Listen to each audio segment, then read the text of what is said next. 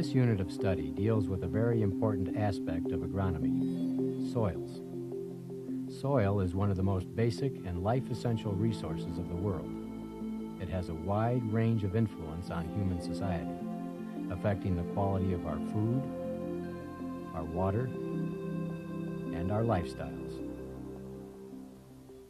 You should now stop the VCR and study the section entitled Soil Forming Factors in your text. Then return to the VCR for further tutoring.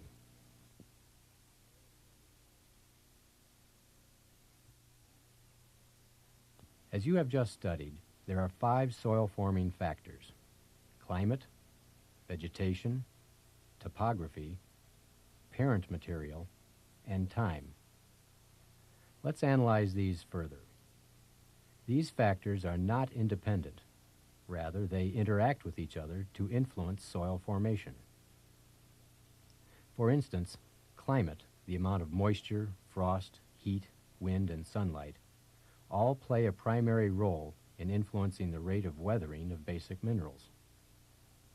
Climate can influence the kinds and amounts of plants or vegetation growing in an area, thus exerting a secondary influence on soils.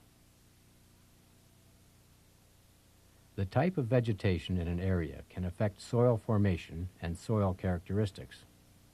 For example, short grasses and bunch grasses are found in the west central region of the U.S., which receives a relatively small amount of precipitation. Therefore, lime, or calcium carbonate, accumulates in the upper portion of these soils, known as iridosols. The shorter grasses in this region produce less organic matter, which is limited to the top few inches of soil. The climate in this area will support tall grasses, thus distributing organic matter to greater depths in the soil. In the eastern central region of the U.S., there is more rainfall. The lime is leached to greater depths in the soil, and the soils are known as alphasols. The climate in this area will support tall grasses with deeper root systems, thus distributing organic matter to greater depths in the soil. Soils under forest vegetation are different from soils under prairie vegetation. Natural forest soils have a dense layer of organic matter on the soil surface, in contrast to prairie soils that have a greater distribution of organic matter in the soil. The topography or slope of the land is the third factor which affects soil formation.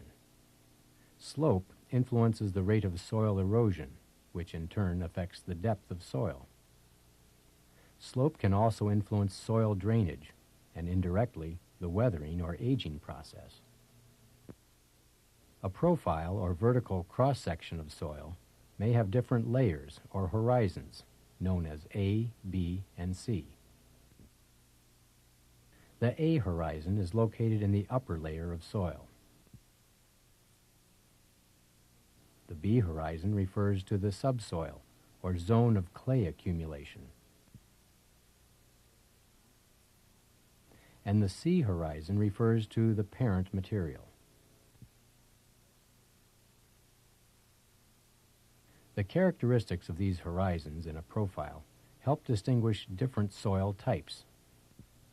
Parent material is the fourth factor in determining the soil type.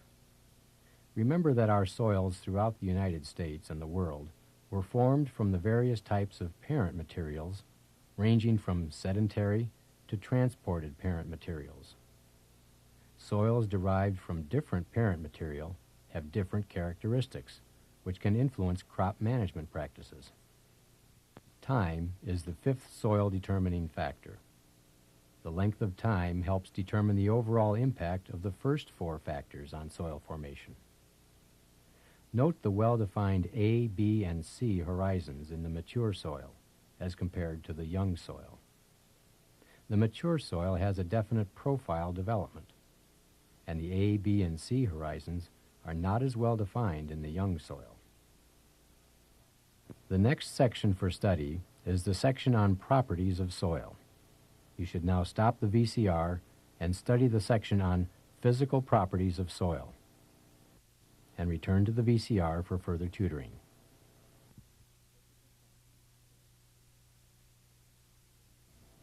Now that you have studied the physical properties of soil, let's review some major points. First of all, soils are composed of minerals, organic matter, air, and water. Soil tilth refers to the condition of the soil for crop growth. The tilth of the soil is influenced by physical, chemical, and biological properties of that particular soil. Texture is the proportion of different sizes of individual soil particles.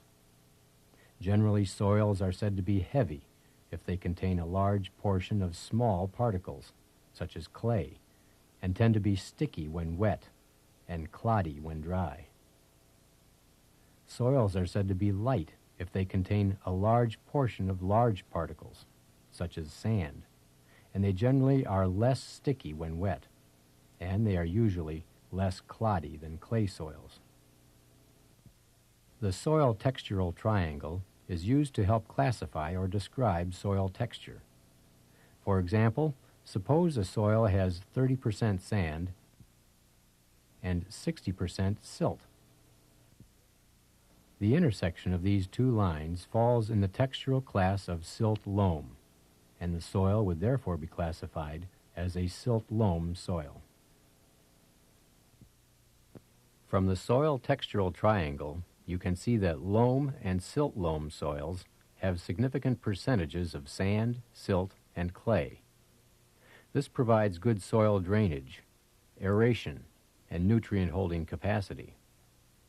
An ideal loam soil for optimum crop growth generally is composed of about 45% mineral solids, 5% organic matter, with the remaining 50% being pore space that could be filled with air or water, preferably 25% air and 25% water for the best crop growth.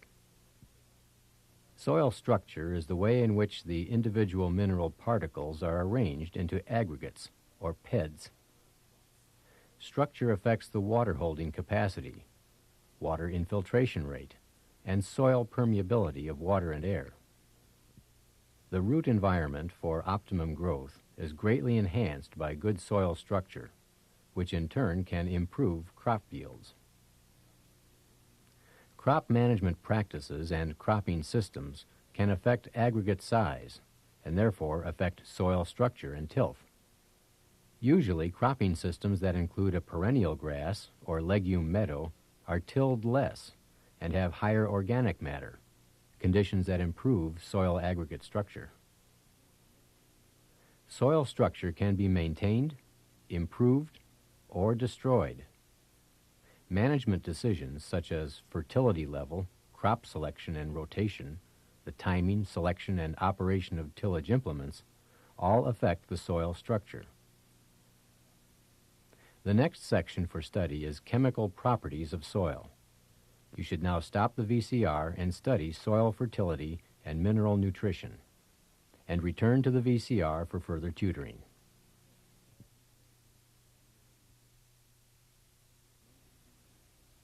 Now that you have studied soil fertility and mineral nutrition, let's review some important points.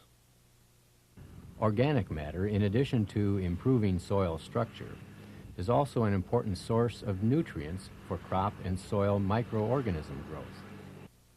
Soil microorganisms help decompose organic matter in the soil, releasing mineral nutrients. Soil fertility and soil organic matter benefit each other.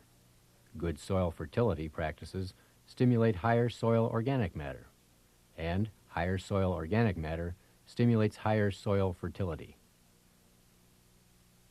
An example of the nutrient requirements for producing high crop yields is shown in your text.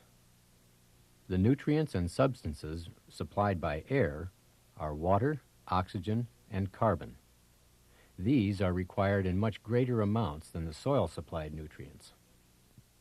The soil-supplied nutrients can be broken into primary, secondary, and micronutrients, depending on the amount required by crops. The primary and most heavily required nutrients are nitrogen, phosphorus, and potassium. It can be very expensive in terms of money and energy to meet the high nutrient demand of crop plants. There are many elements that are soil supplied and are essential or necessary for plants to grow and complete their life cycle. These elements play many important roles, ranging from components of proteins, chlorophyll, and cell walls, to processes such as photosynthesis, respiration, and cell division. When essential nutrients become limiting, plants usually show outward or visible signs of nutrient deficiency. In the case of nitrogen deficiency symptoms, yellowing of leaves occurs first in older leaves, and then, if the deficiency continues, in younger leaves. This is because nitrogen is translocated from the older leaves to other younger, more rapidly growing parts of the plant. Legume plants with a phosphorus deficiency may have a darker green or bluish-green cast on the leaves. Grass leaves with a phosphorus deficiency have symptoms of turning reddish-purple. Phosphorus deficiency often appears first in younger leaves of crop plants. With potassium, a deficiency symptom usually occurs on older leaves. In grasses, the leaves of deficient plants may yellow at the leaf tip and around the margins. Black spots on leaves may occur on some dicotyledonous plants. Leaves of legumes that are deficient in potassium are often speckled.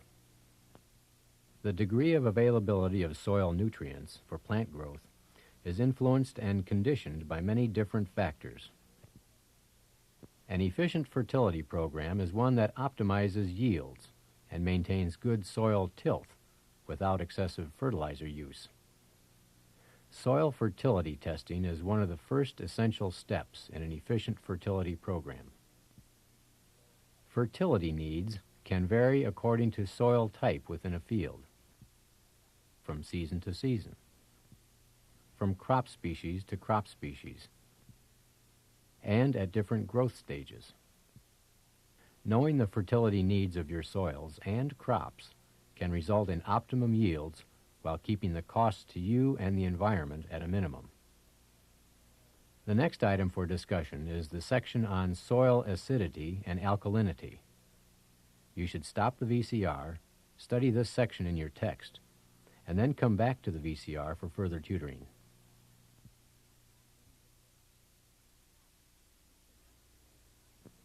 Now that you have studied the section on soil acidity and alkalinity, let's review some important points. The pH of a soil expresses the degree of acidity or alkalinity of a soil and plays an important role in regulating nutrient availability in the soil.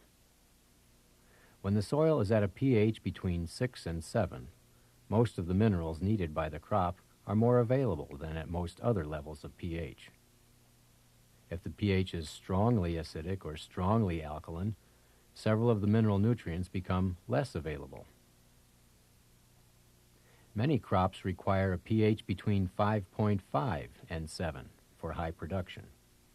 However, there are some exceptions to this rule, as indicated in your text, and sometimes this is related to disease organisms and other environmental factors of the crop.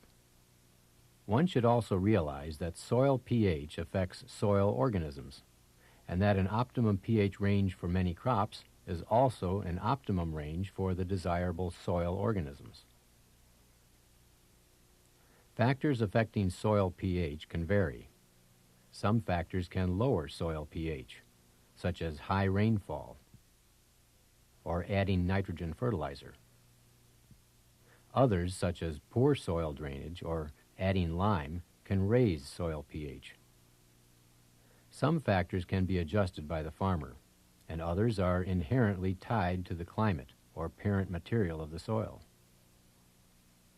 In general, it is easier and less costly to raise soil pH by adding lime than it is to lower pH by adding acid-forming materials such as sulfur.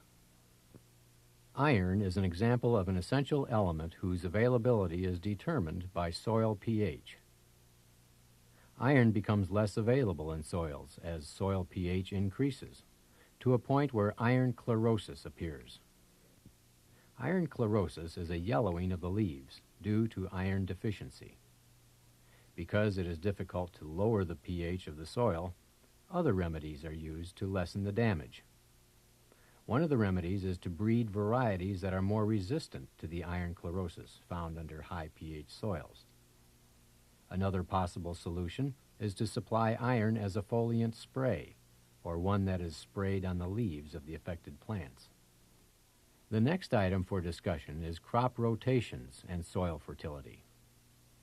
You should now stop the VCR and study this section in your text, and return to the VCR for further tutoring.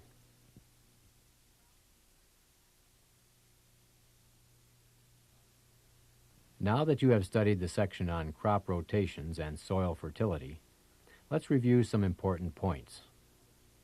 In Chapter 2, you learned various types of cropping systems, such as continuous cropping or multiple cropping systems. Cropping systems can influence soil fertility in many ways, as noted in your text. For example, nitrogen fertilizer for grass crops, like corn, can be reduced when grown after legume crops.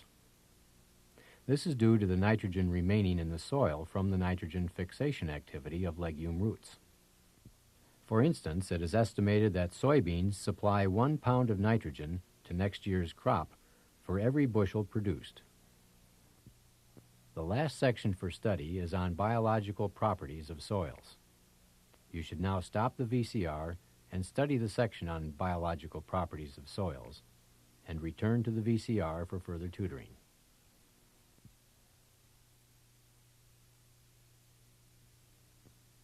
Biological properties of soils. Most people would think of soil as an inert body, but actually it is a dynamic environment that is home to many different soil organisms. It is estimated that 1 gram of healthy soil contains 1 to 4 billion bacteria, 8,000 to 1 million fungi, and up to 100,000 soil algae. Earthworms in 1 acre of soil weigh between 90 and 455 kilograms, or between 200 and 1,000 pounds. Soil and crop management practices can influence the soil environment for macro and microorganisms, which in turn can influence crop growth. Some microorganisms, such as bacteria, usually prefer natural or slightly alkaline soils. Rhizobium is a nitrogen-fixing bacteria.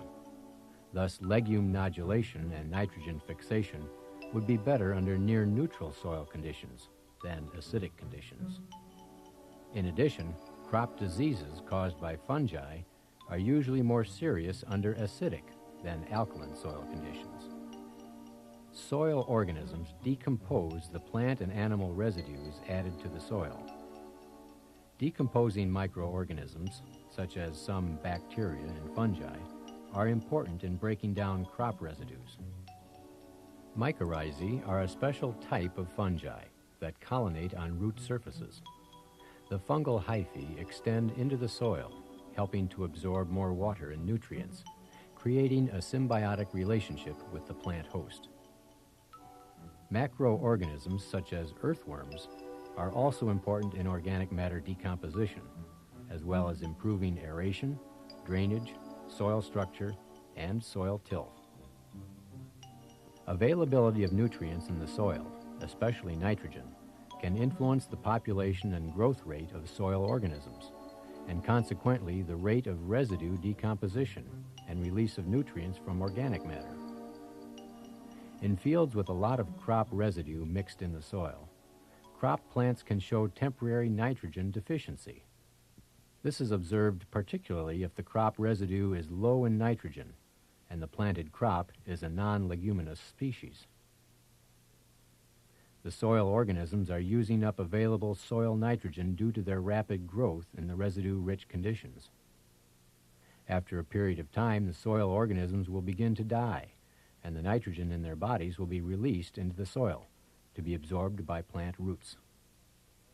Hopefully, from this chapter, you have learned that soil is a dynamic world of physical, chemical, and biological processes. It truly is one of our most basic and essential resources.